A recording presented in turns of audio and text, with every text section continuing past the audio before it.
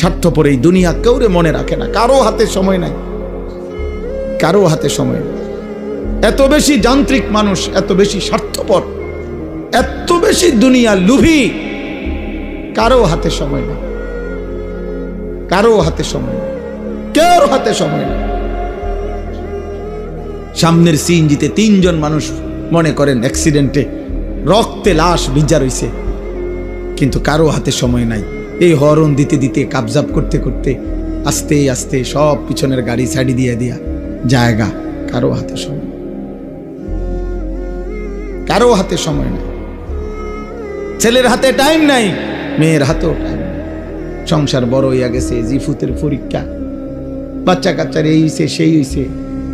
আব্বা বোঝেন তো, আমি শহরে চাকরি লইছি, ওনার আগের মতো আব্বা নিজে হোটেলে কয় বেলা খামো, আপনাকে বউরে যদি না নেই আমার সংসার আমি কেমনে চলতাম।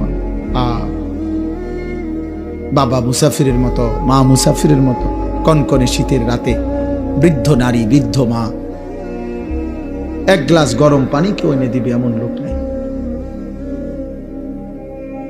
হ্যাঁ, স্বার্থপর দুনিয়া।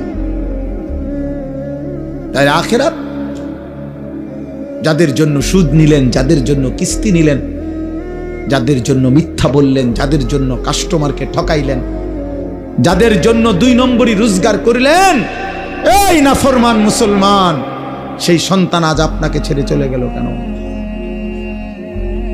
যে এখন দুনিয়াতেই চলে গেছে, আখিরাতে সে আপনার কি উপকার করবে? হ্যাঁ, কেমনে বোকামি করলেন? কেন বোকামি করলেন? অথচ আপনার মৃত্যুর পরেও ছেলে পেলে ঢিকে দুনিয়া চালাইতে পারত।